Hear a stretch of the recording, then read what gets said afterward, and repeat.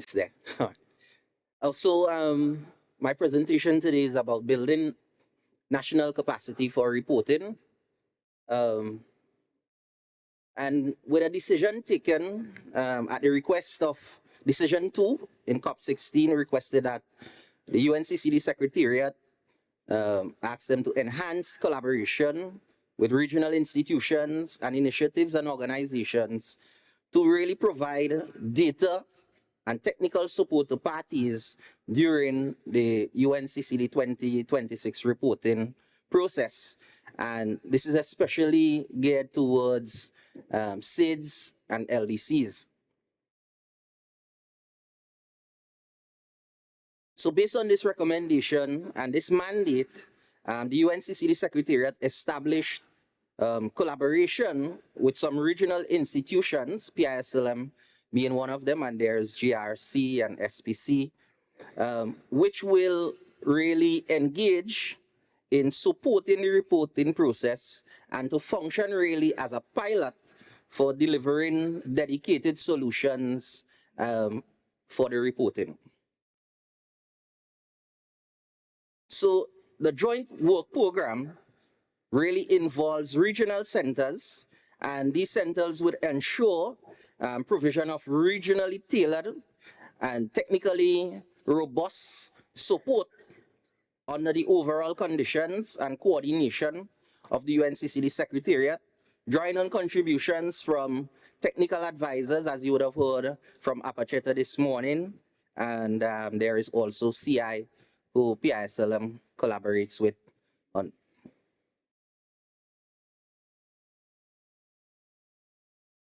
So these regional centers, what are their main responsibility? The intention is for these centers to deliver training, both in person and online, and provide technical support for data processing and interpretation, to respond to questions from countries, and to review national reports for accuracy and consistency. So where does PISLM stand and what's our position? Through our research advisory, capacity building on new adaptation technologies facility or RACNet facility, PISLM helps countries to deliver high quality, nationally owned submissions in partnership with APACHETA. So we engage countries and ensure that whatever is being reported is country specific and related to the conditions on the ground. Our support really is coordinated between the institution and the countries for each PRAIS reporting workflow. So we have dedicated lines between ourselves and the country parties where we have deadlines, workflows that stay within the UNCCD frameworks workflow and deadline. And also we have checkers and mechanisms to ensure that there are no delays in terms of how we collect our data, how we process the data, and when it should be delivered through the system to meet our reporting points. So in collaboration with that sort of work, we also do a lot of ground truthing of the data to ensure that this country-specific target is met and the knowledge products produced are ones that meet the accuracy in terms of reporting on your land cover, your LPD, and your soil organic carbon layers. Through a dedicated project that you would have heard about this morning, our soil care project and program Soil Care Phase 1 and 2, we would have collected land cover data, we would have collected dedicated soil data. So we conducted comprehensive national soil analysis in 5 countries that are part of the soil care project thus far, Jamaica, Grenada, St. Lucia, and others, and we're on course to complete the collection of soils in Guyana and Haiti by the end of the year. And we conducted comprehensive analyses, and these analyses contribute to the accuracy of the reporting as it relates to the indicators.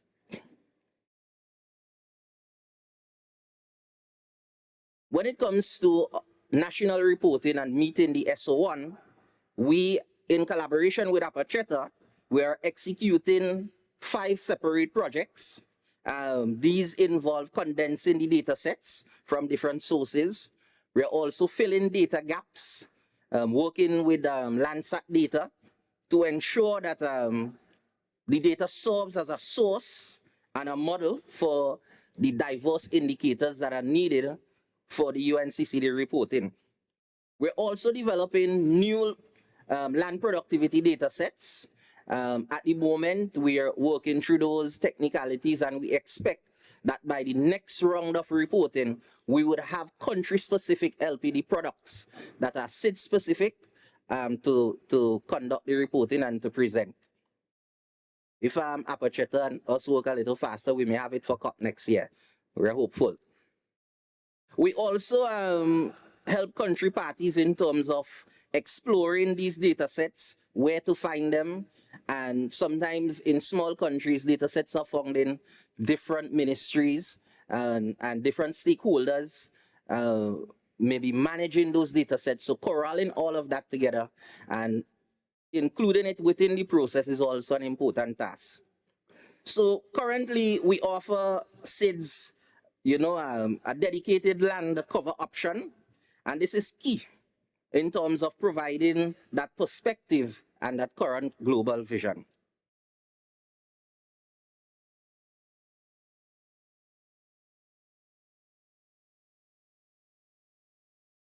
So PISLM's role thus far, just to give an update, in this cycle of reporting, we have already conducted a regional workshop. And this is one of our mechanisms in terms of helping countries to meet their reporting obligations on time. So we have 13 countries that are working with us. We have a dedicated relationship that a sort of architecture that we developed between ourselves and UNEP. And we would have brought these regional focal points, these UNCCD focal points together to explain to them what are the changes that have been made by the Secretariat in terms of the reporting process, what are the different data sets that are required, and we provide that support in terms of where should they go from here. So we executed that regional workshop in Barbados this September.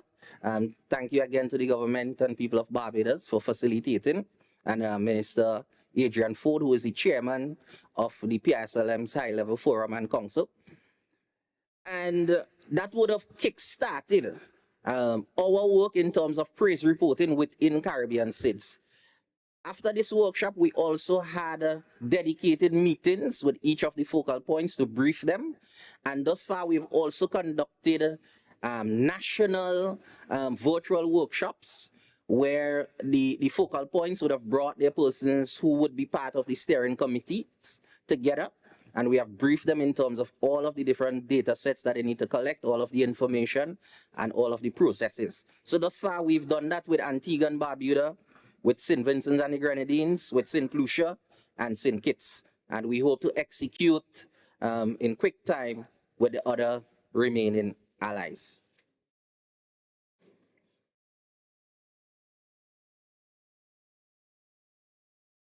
As I mentioned, what we saw as a viable solution in terms of putting the data together and getting everyone on board for meeting the reporting timelines, we requested that the national focal points form national steering committees. And this steering committee anchors the process within the country. So each and every one is involved. These are senior representatives, let's say from the Ministry of Planning, from Agriculture. We have CSOs and statisticians, GIS officers, all on board. And these persons are responsible for securing and curating the data and agreeing on sometimes there's issues around licensing and data use. So we involve all parties at the start of the process. And once that is underway, these national working groups tend to become now the doers and the executioners of what we want to happen on the ground.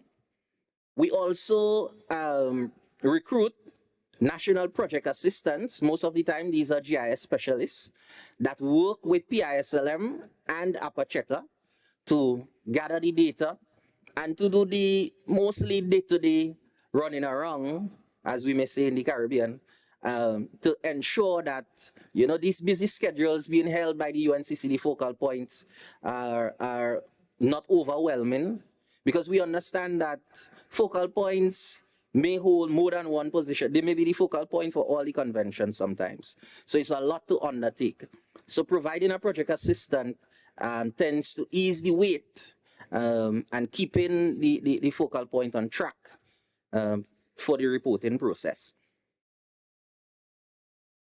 And finally, how do we move forward in terms of strengthening the country's data system and national reporting? We actually start with a bottom-up approach, and we let the countries basically take hold of the process. We want the process to be theirs, and that's how we prioritize our movements. We also work with these persons who are actually the custodians and the co-designers of the workflow, so that everything that we try to do, it aligns with the circumstances on the ground. It aligns with the institutions within the countries. So as they are guiding the process, they are more involved, they are more invested, and we're able to meet the reporting deadlines that we tend to have. So our goals as PISLM, being the indigenous organization mandated to work within the countries, we really foresee ourselves going further than just reporting cycles. We want to deliver products that countries can maintain and use, not just for praise reporting, because the report should lead to something else. It should lead to affecting policy, affecting investment, and giving guidance in terms of land use. This sort of reporting should support the LDN target setting process. We would have supported the Bahamas. Currently, we're supporting the Bahamas in terms of executing their LDN target setting process. We know that there is target setting 2 that is emerging. St. Lucia is involved in that currently. What we would want to see is that this sort of work goes further in terms of leading the way for the countries who have already done LDN TSP 1 to look further into LDN TSP 2. Let's revise your LDN targets. Let's see where you are now in terms of the actual actions on the ground based on the mandates of the countries to reduce LDN, and how we can help to shape the direction of countries and targeted investment for rehabilitation. So by standardizing what we deliver and by showing how we produce it and saying, staying besides the countries, we are hoping that the work that we do turns praise not only into just a one-off sort of task, but a repeatable national coordinated effort. I think that's my presentation. Thank you.